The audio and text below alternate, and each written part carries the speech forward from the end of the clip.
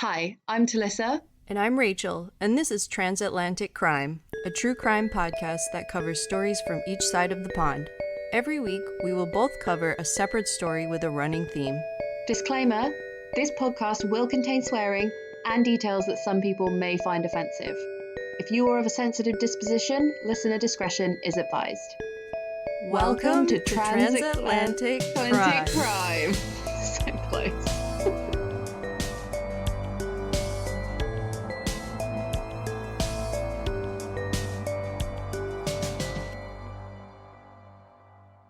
Happy birthday! This episode is coming out on your birthday! Thanks, mate. Oh, isn't that like 3 birthdays now that I've had on this podcast? I think it is. But like, I'm 34 now, and I remember turning 30, and at that point I was having like a full-blown breakdown. So I don't remember doing this podcast when I was having a full-blown breakdown about turning 30. Okay, it Or must was have I? been 31 then. It must have been 31st birthday, because I wasn't having a breakdown at that point. I couldn't have done it if I was at that point, is what I mean. Yeah. Definitely not. Yes, it must be. How do you 3. feel now? I feel so great. Really happy. That's Wonderful. that's kind of like what I wanted to. I was going to do like an Instagram post about it, and then I was like, there's no way that this is going to come across genuine. Like, I'm just going to sound like such a fucking knob up my own arse, preachy. No, not at all. I wrote out a massive post and then I just deleted it. I was like, I don't know, it just didn't feel right. But I remember that full blown breakdown, and I remember like how hopeless I felt, and basically it was all centered around me wanting to get married and have kids, and I was like, I haven't done nearly that, and I'm 30 and time is like slipping away and I'm gonna be an old maid on the shelf. And then like the other day I thought to myself, in a nutshell, I had loads of therapy around it, but like in a nutshell, I thought, to me now, getting married feels like bricking up a fire door on a room that might burst into flames at any minute. Like, why the fuck would you make it hard to escape? Past that. Like, I need my escape route clear and visible. I mean, obviously, for people that are married, that's maybe not funny. But for me, that's such a leap forward. Yeah. And I don't want kids in the slightest. And, like, I've decided that. Right. So, over, like, 4 years, like, that's how far I've come. Whereas on my 30th, I was fully ready to, like, chuck the towel in. I was like, fuck this. I don't know what to do. I don't know how to feel better. Mm-hmm.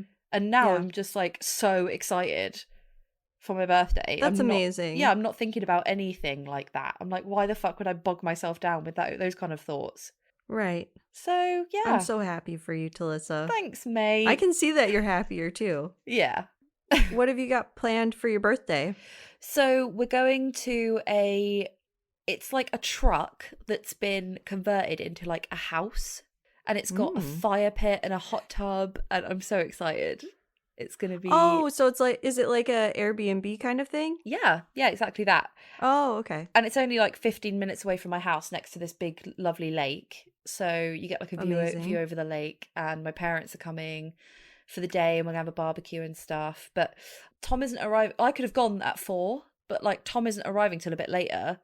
And so he would have had to meet me there, and I would have been on my own in like the middle of a forest. And because of this podcast, I can't enjoy that in any way possible. People were like, "Oh, just go on your own and just sit in a hot tub." I was like, "Oh yeah, go sit in the murder forest. Like, that'll be a lovely birthday." Oh yeah, everyone will arrive. Like, oh, she probably hasn't got any reception, just my corpse floating in a hot tub. I can hear the true crime like narrator being like, and this is what I think of every time I do something dangerous or anything like that. I think of the true crime narrators being like, on her 34th birthday, her body was found floating in the hot tub. Yeah. It was the last birthday she celebrated. It was the last birthday she would ever have.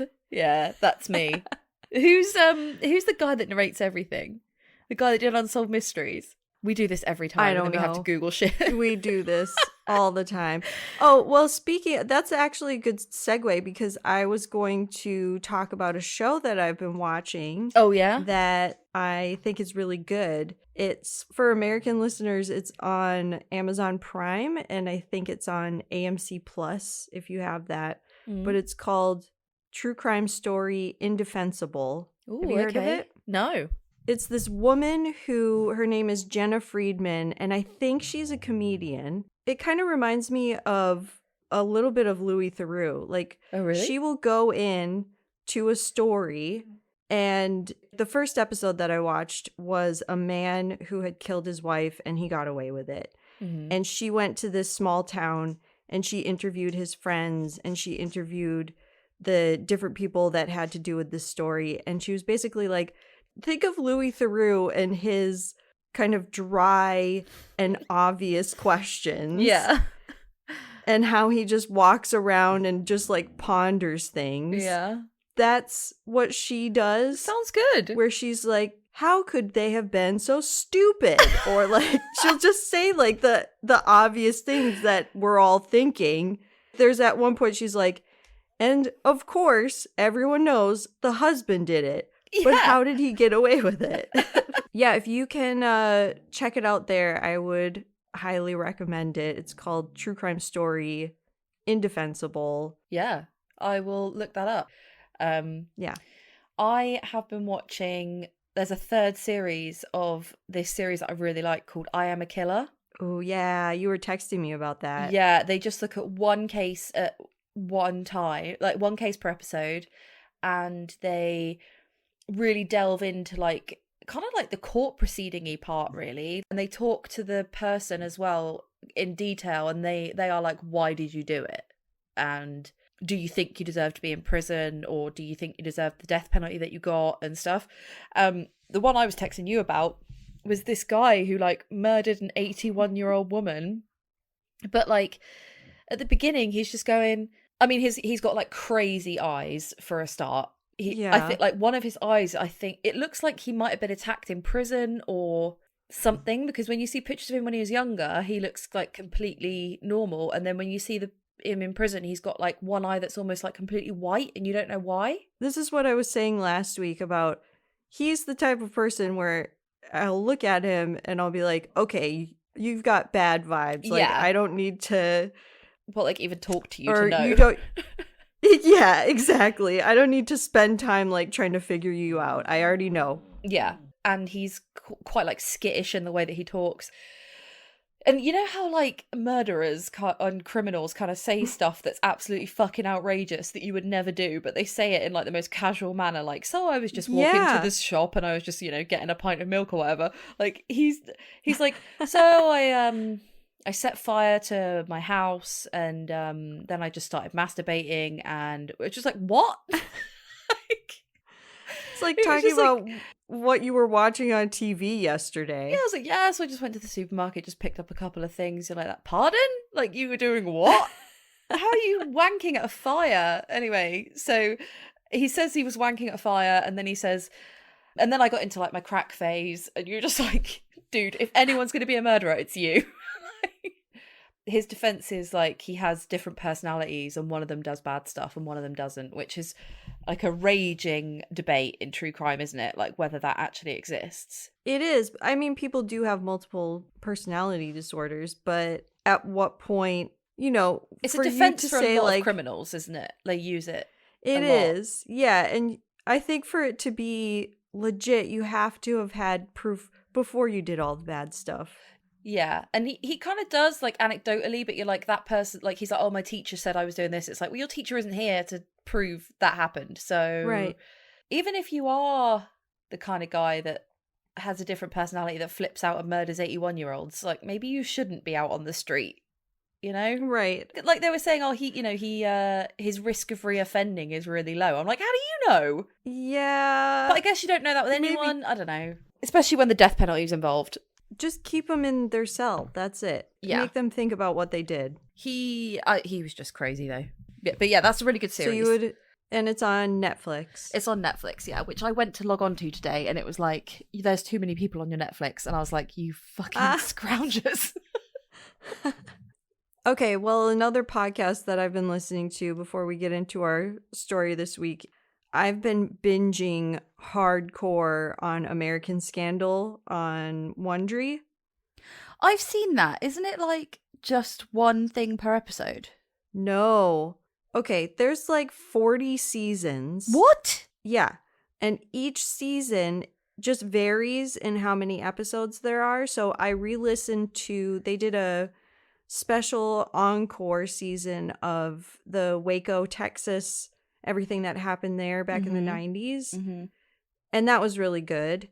And then there's a special, if you have Wondery, if you pay for Wondery, which I just do now, I guess. I think I'm gonna, like, they've fucking got me in hook, line and sinker, because it's like, stop making such quality content. I know. Stop it. Yeah, or stop have it. us join you and we can have it for free.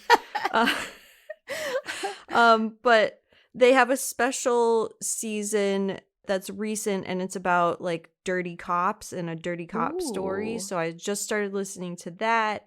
But if you just want something to binge on, this has so many seasons. That's a good tip. And I also I think I'm addicted to the narrator's voice. The guy who's like the main Wondery guy. Yeah. I think his name is Lindsey Graham. Yes, he does have a nice voice.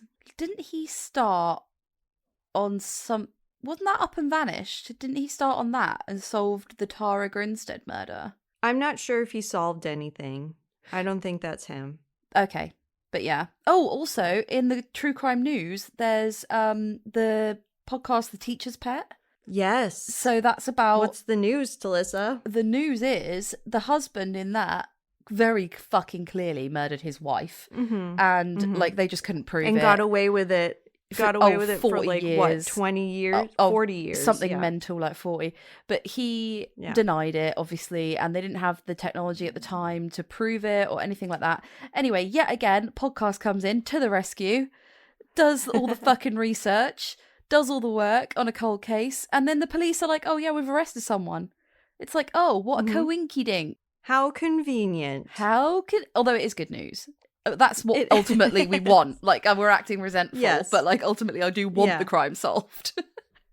Well, it's just frustrating when clearly the police didn't do their work and somebody else who isn't a professional in doing this came in and did it. I think what annoys me most is when the police go, don't get involved, you'll fuck up the investigation and stuff like that, when so many crimes have been solved. Right. And then as a it's result like, of this. well, what's the investigation? Are you guys actually putting time into it? Is it an actual investigation? Or are you just saying that?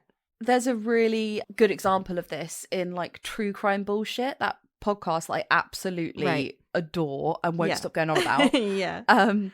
He did a load of research on an Israel Keys potential victim that he was like, I am so convinced that this guy has been murdered by Israel Keys. Like they gave the police a load of evidence and they said, can we please do a FOIA, like a Freedom of Information request for the case files? And they were like, okay, like leave it with us. And then they went back to them and said, okay, can we have the case files? They were like, no, the case has been reopened.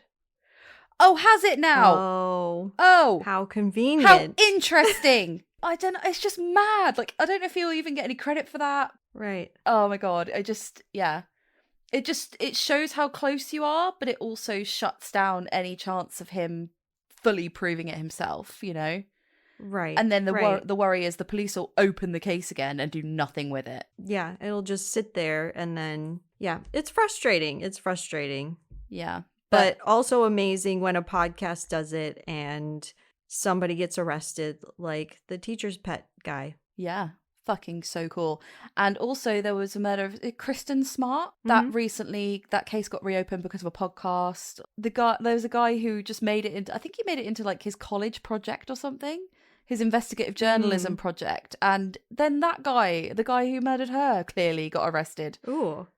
I'm going to look up that podcast because that sounds so great. Good. I think it's called In Your Backyard or something. That's a really good binge as well. And he gets right in there. Like, he goes to their houses. Like, he's great. Amazing. Okay, we should crack on because I've got to go and not get murdered in the woods. Yeah, I have a quick last order of business. Yes. Oh, yes. Carly and I recorded a special Patreon episode. So if you'd like to listen to that, that'll be up this weekend. I haven't even heard it. Yeah, we just talked about aliens. That's what we talked about. So seriously, Carly was like, "Oh my god, Rachel told me so much good stuff." Right? So there's this spot in Nevada where alien. I was just like, "Oh my god, no wonder she wanted to talk to you about it, because I would have died laughing."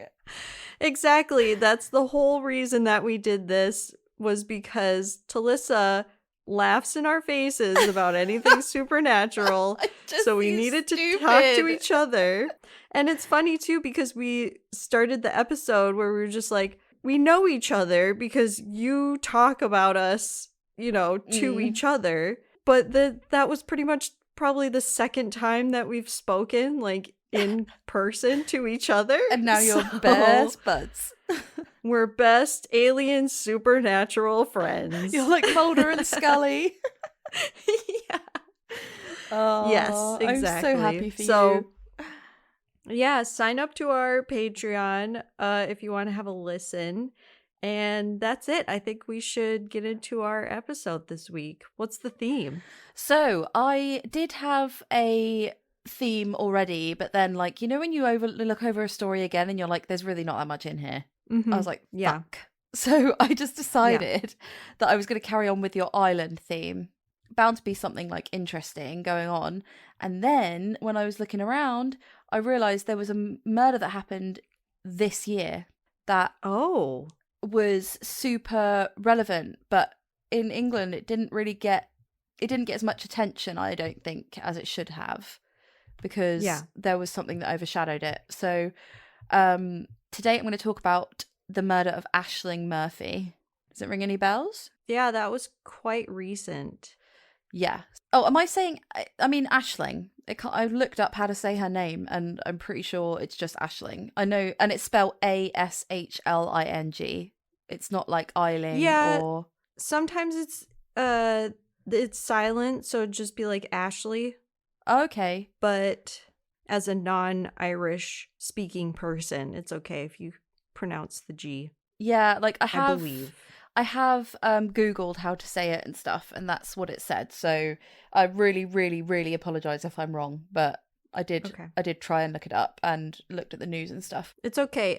We have a whole episode where I completely mispronounced the name of the main person in it, and that was, I think, like our second or third episode or something like that. So it happens to the best of us. It's okay. It happens to the best of us. Yeah. Okay. I still feel bad about it. Oh. Okay, so Ashling Murphy was born on July the 6th, 1998. 1998. Oh, wow. Baby. Oh, God, I'm old. Right, so in a place called Blue Ball near Tullamore. So Tullamore is in the county town of County Offaly in Ireland. Mm-hmm. And it's on the Grand Canal, which is in the middle of the country. She grew up with a brother and sister and her parents, Ray and Kathleen Murphy. She was a really accomplished violin player, and she was really musical in general. Like, she was learning to play new instruments all the time. But she played like traditional Irish fiddle, not like concert violin. Love that. Yeah. My friend Tess, who I went to uni with, did that, and it's just like incredible to watch.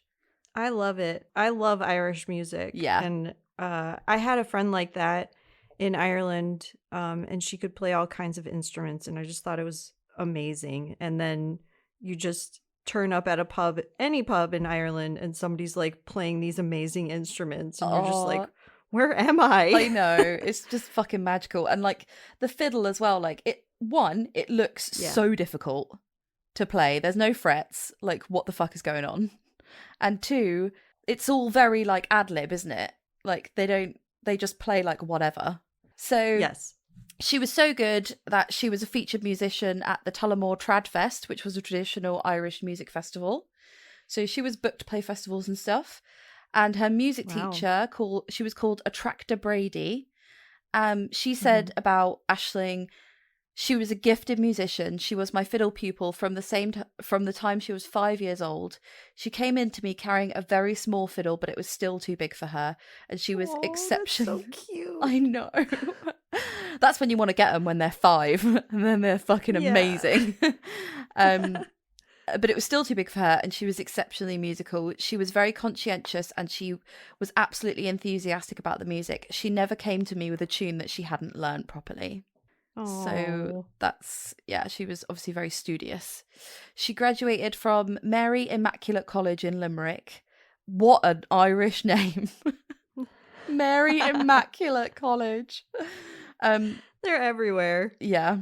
Those names. And then she graduated with a primary school teaching qualification, and she started teaching at a national school in Durrow, County Offaly, in March 2021. So she'd only just started teaching at primary school. And I know like looks don't matter when it comes to victims, but she is gorgeous. Aww. She's just a beautiful Irish pixie, basically. She's so beautiful. And somebody who you would love to have as your primary school teacher, I'm sure. Yeah, like I'm sure like the little girls want to be her, like the little boys that adore her. Yeah, she just looks so wholesome. So at this time she was dating a long-term boyfriend called Ryan. His second name is out there, but I was like, what is the point in saying his full name? Like he doesn't need that.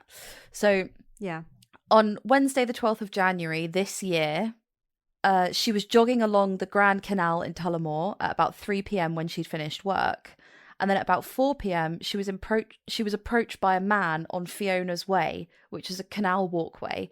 And this is really eerie because Fiona's Way was named after a young Irish woman called Fiona Pender who went missing while she was pregnant from that exact spot in 1996. Whoa. Yeah. Wow. Fiona disappeared without a trace, and to this day she's never been found. Wow. There's a memorial statue for Fiona Pender, and opposite that, Ashling got attacked. That's so sad. It's fucked. So 2 women who were also jogging along on the opposite bank of the canal, they witnessed her being assaulted, and they ran to the nearest house to phone the Gardaí, which is the Irish police, obviously. Yeah. They couldn't do anything because they were on the other side of the canal. So it's not like they could have helped. Oh, how horrible. That's so frustrating. I know. So when the Gardaí arrived, they found that Ashling was no longer alive and she had been beaten and strangled to death. Wow. They must have turned up pretty quickly. Yeah. For the 2 women to go call the police, and then hopefully they immediately came out. That's so sad. I know. I mean, even if it was like a guy on the other side of the bank, what can you do? Like, I guess jump in the canal? Or can you jump in a canal? Like, yell and be like, I see you, I see what you're doing. Yeah. Or, try and like scare him away in that way. Man, what can you do when you have no way of getting to that person? That's horrible. And even as 2 women, even if it was happening right in front of you, what also can you do? I don't know. I really don't know.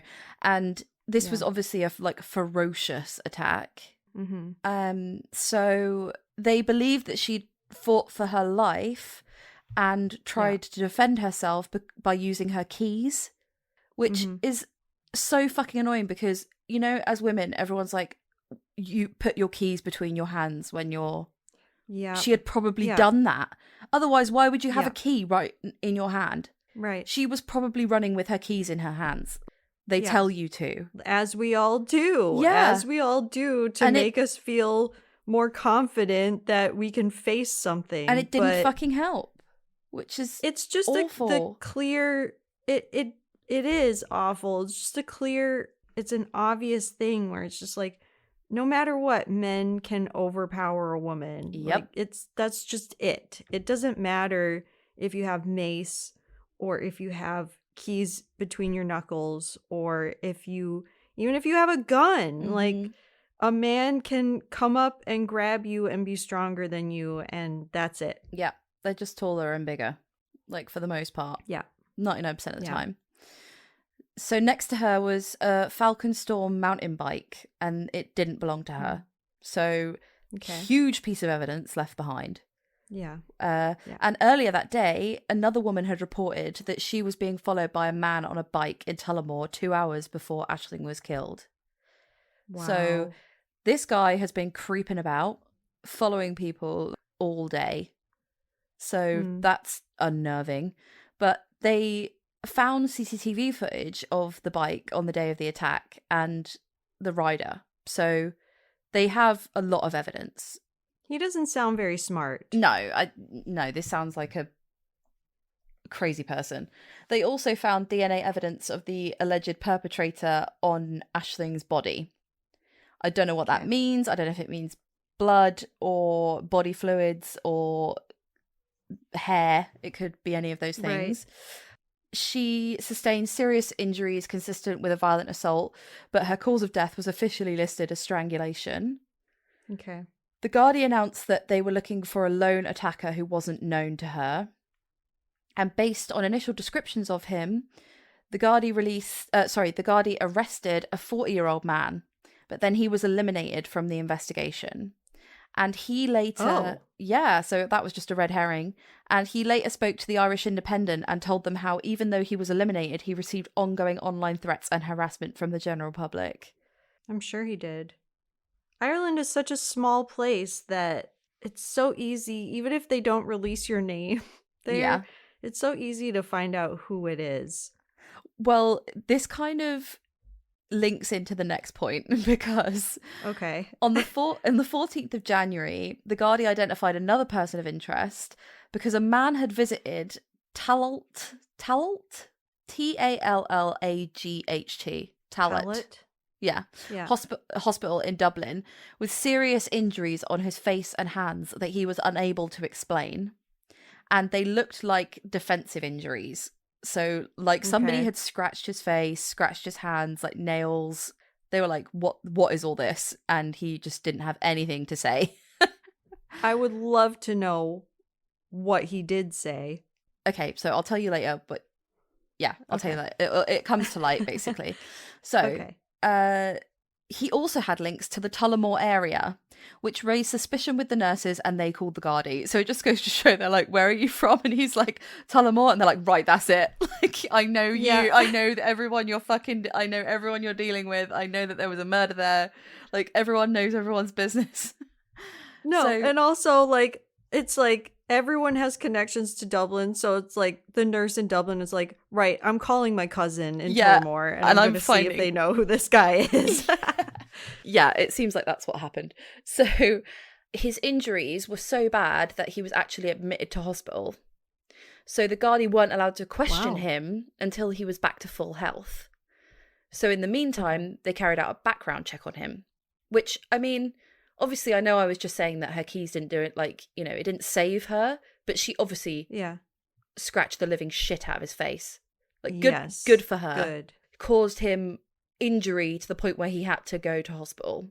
And that obviously really helped in the investigation. Like, they maybe would have caught him anyway, but, like, if you can leave massive marks on your attacker, that's obviously a good thing. Yes, good job.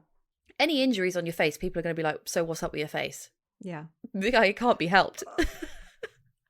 I just watched this movie. It's an old movie. This is a little bit of a tangent. It's called Freeway, and it's with a very young Reese Witherspoon and Kiefer Sutherland. Okay. And it's like a exploitation movie. He plays the I-5 killer. Ooh. Or like a version of it. Yeah. And he tries to kidnap and rape Reese Witherspoon, and she just like shoots him a bunch of times and she beats him up, but he lives. I'm telling the whole story. I wouldn't really. I mean, I've not heard of this movie, so I don't think it's like blockbuster of the year. It's not my type of movie, but I'm trying to like watch older movies that I don't really watch very often, just to like experience new things. But throughout like the last half of the movie, his face is completely disfigured, and he has like a voice box as well. Good. And he just looks ridiculous. to the point where you're just like laughing at it. So Yeah. that's what that reminds me of when you say like, do something to the guy's face if they're hurting you or Fuck if they're their doing face up. something to you. Yes. Yes, exactly. Fuck their face up like Reese Witherspoon. Yeah. What's the movie called again? Freeway. Freeway. Okay. Well, might add it to the list. So I don't know if you'd enjoy it. But you're like, I've watched it and I don't know if you should. Thanks for taking that bullet for me, Rach. no problem. So they did a background check on him, and I don't know what was in the background check. I've tried to find out and I just can't. It's nowhere. So I think it's because oh, do you know what? That's giving away the story. Don't worry. So yeah, I just can't find it. And this led them to search 2 properties that they were aware of him living at: a house in County Offaly and a house in South Dublin. They also seized 2 cars, one of which was a taxi who they believed transported him to the hospital. So they called around all the taxi firms and figured out which one took him to hospital and then seized that taxi. Wow. So I'm supposing just in case there was some blood on him from Ashling that would then be mixed with his in the taxi, which would just be the perfect evidence. So that, I mean, that's pretty good investigation. Yeah. They also looked into his phone, and they were speaking to his relatives to try and ascertain his movements on the 12th of January so that they could say to him, like, where were you? And see if he lies. They also continued to look around the canal area to try and recover discarded weapons that they were unable to find. In some news reports, it says it was a knife, but it doesn't say that in every news report. I know, like, from watching that Untold story about the girlfriend that never existed. Yeah. And they were saying they looked at loads of newspapers and some of them reported different dates and some of them reported different stuff. And like, ever since I've seen that, it kind of made me think, take it with a pinch of salt if it's not in every report. Oh, yeah. All the time. I find that when I'm researching stories for this podcast where I'll see one little line of something and it'll be like, that's super interesting, but nobody else mentions it. Yeah. So is it a legit thing? Exactly. But okay, let's say that it was a knife that they're looking for. That makes me think that's how he stopped her and scared her, and you know, so she didn't just like run off, or that's how he was that's how he managed to like take her kind of hostage to like start the subdue situation. her. Yeah, subdue her. That's the word I'm looking for. So that evening they released a statement for the public who may have been in the area on that Wednesday, January 12th at around 4 p.m. And they said, did you see a man dressed in a black tracksuit top with no hood, black tracksuit bottoms with a large white stripe or white writing on the side, and black runners? I'm assuming they mean like running shoes. So they're appealing for more sightings of this man. Okay. So then on the 18th of January, Ashling's funeral took place at St. Bridget's Church in rural County Offaly, and she was buried in Lowerton Cemetery, Mount Bolus. The funeral was attended by the Irish Prime Minister, Michael Martin.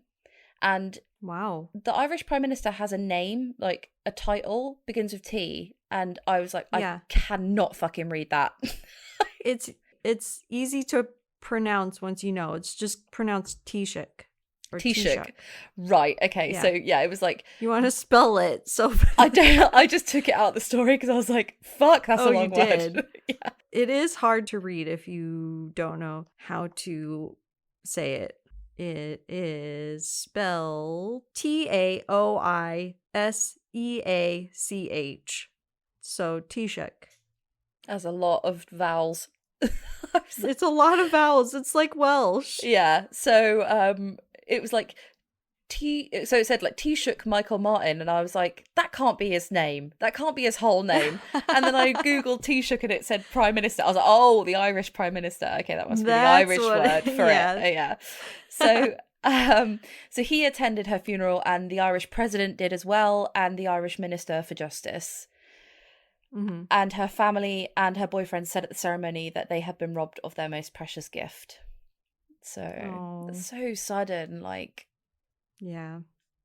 So on the same day as the funeral, the male suspect was discharged from hospital and immediately arrested on suspicion of murder.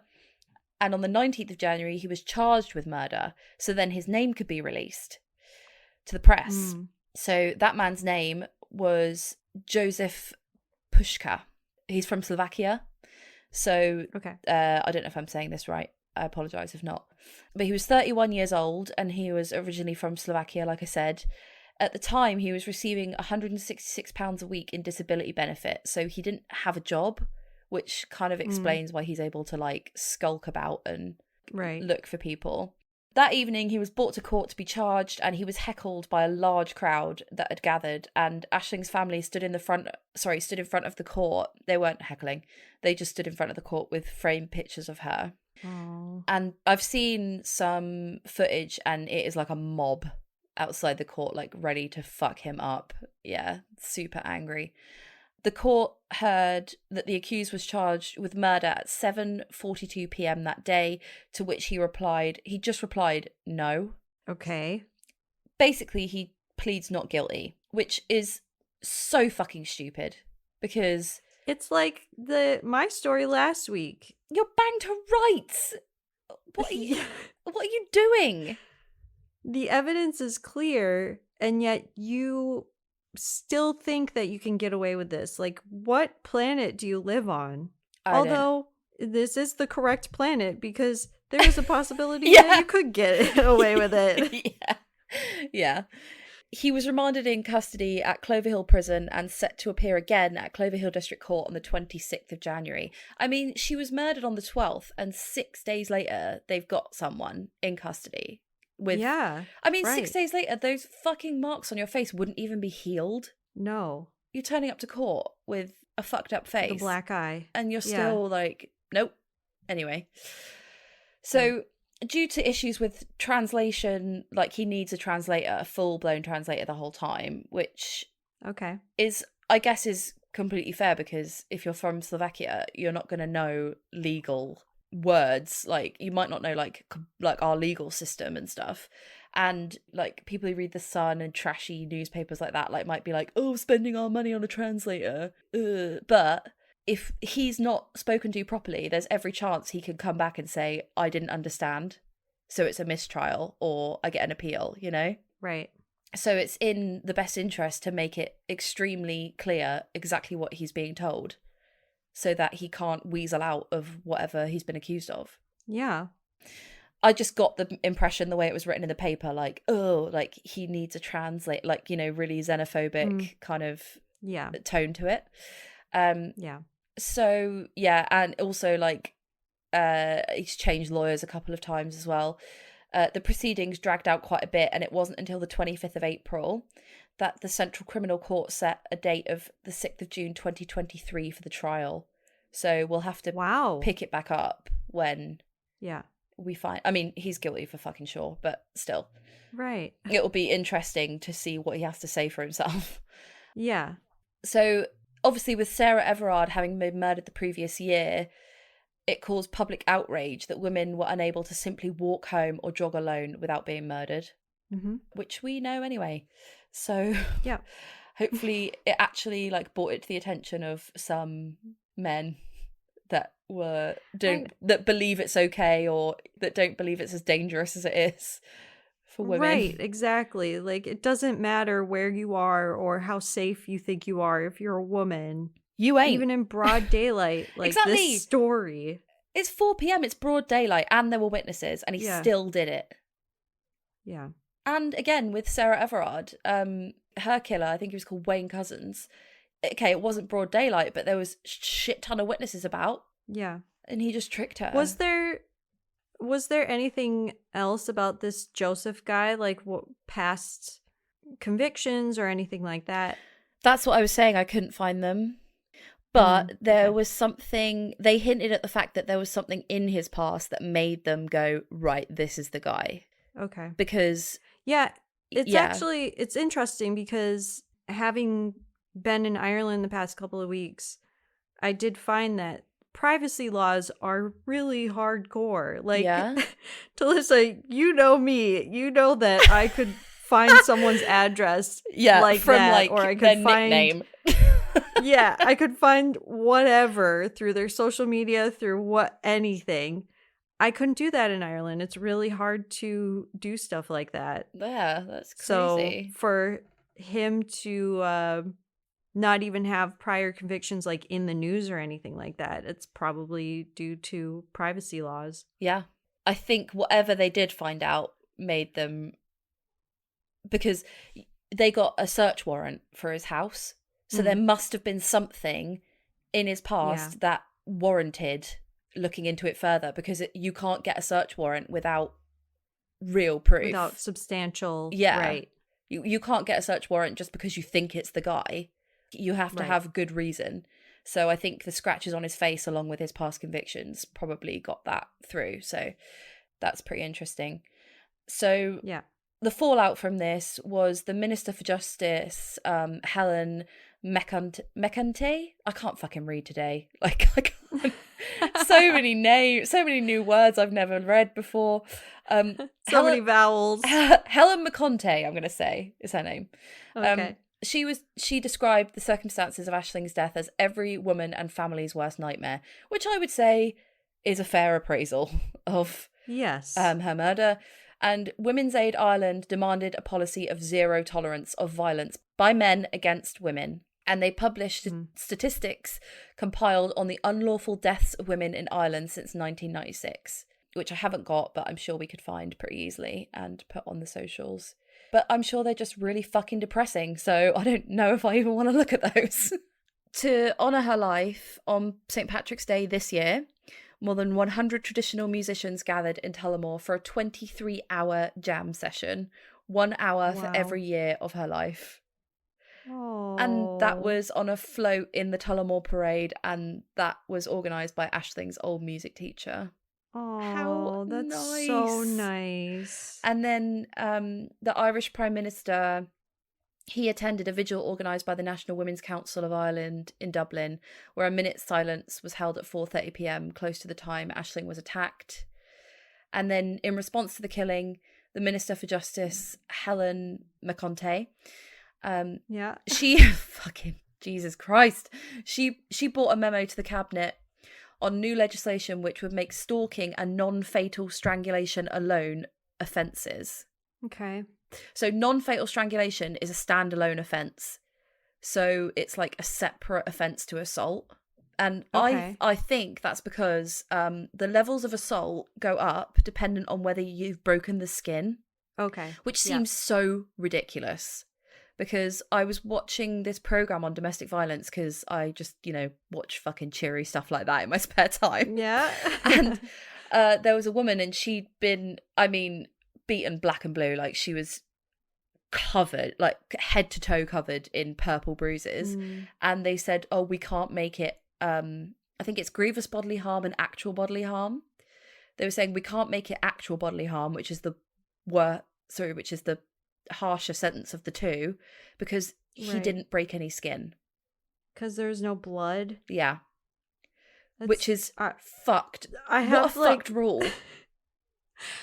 I'd have a anger ball burning of rage in my I know, right? right now. I know. Yeah. So I think that's why she said non-fatal strangulation is a standalone offence.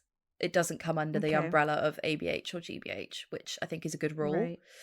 Because to me, that's like attempted murder.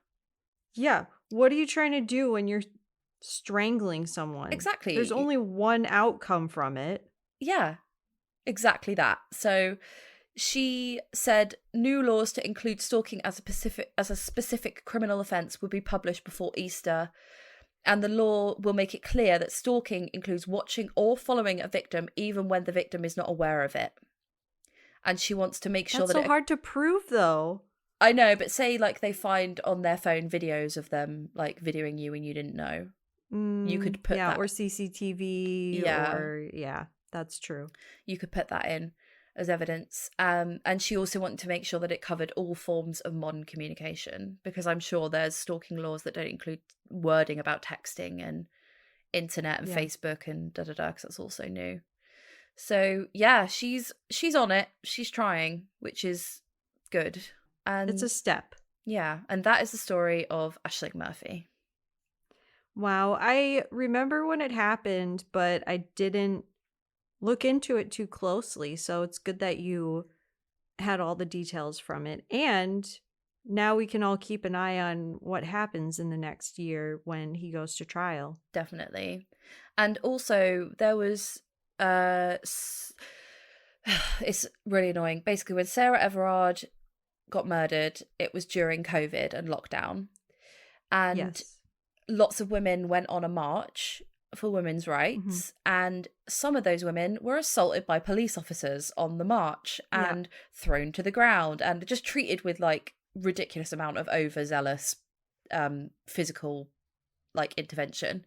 And they then got accused of like breaking COVID rules, which I mean technically they were, but they were on a protest because a woman got fucking attacked like during COVID.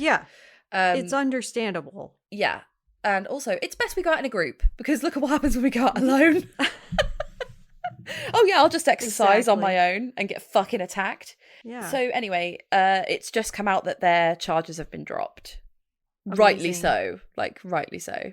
Like how dare you even attempt. Come on.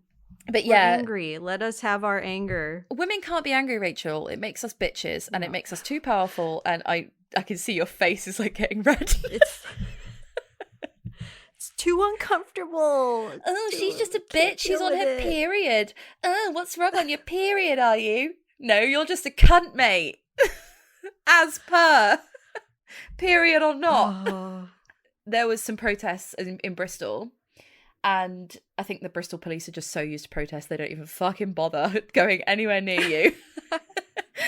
And I saw loads of placards, and it was like a joint protest for Sarah Everard and for Ashling Murphy, and it said on them she was just going for a run or she was just going for a jog. Like there was loads of placards that said that, and I was like, another woman was attacked? For fuck's sake. And then that's what made me look into it, was seeing the pictures of the placards. Sorry, I'm glad you did. I'm glad that you I'm glad that you brought that story up, and it's just true. It's like when I was in Ireland, I don't know if I said this last week, but at one point I met up with my brother in town and we had a couple of drinks, and then it was nighttime and I asked him to walk me home, and he was like, this is Galway, like what's gonna happen? Well, I'll tell you. Yes, I have many stories that I can tell you. That attitude is still out there by men of like, this is safe, it's safe, what are you talking about, it's 9 p.m. and it's just like, well, clearly it's not, no matter where you look or who you are. Yeah, like apparently I need a male escort now, which I need a male escort to go to my fucking truck that I booked for my birthday. I can't go to that without Tom. And then Tom was like, oh, it's okay, they'll kill us both. I was like, no, because you'll probably save me. Two's better than one. Yeah. And one man in that two is better than two one woman any day. Yeah. Yeah. And do you know what annoys me as well? It's like, people are like, oh, you want equality, then walk home alone. It's like, I can't do that until men stop attacking us. Right. Something has to change on your end first. Yes. Look at yourself. Stop pointing at us. Yeah, exactly. Anyway, fuck this. All right, well. That's my sign off today. Thank you for leaving me with this ball of rage for my weekend. No. Speak to who's a nice man you could speak to. I'm fresh out of ideas. I'll find someone. Okay. Yeah. But yeah, thank you. Also, we have our long weekend, so we have our own silly Sunday because it's Labor Day this weekend. What are you doing? Anyone who I'm probably sleeping, Talicza. Oh yeah, to be honest as per you. the previous episode's discussion. Like, I will be asleep or visiting elderly relatives who may die soon. Yes. Yeah. I will hopefully be sleeping in, and anyone who's listening who's hungover or who's having a barbecue, I hope you enjoy your Labor Day weekend. And Talicza, I hope you enjoy your birthday. Thanks, pal. I'll let you know all about it next week. Yeah. Okay, amazing. Then. All right. Love you. Bye.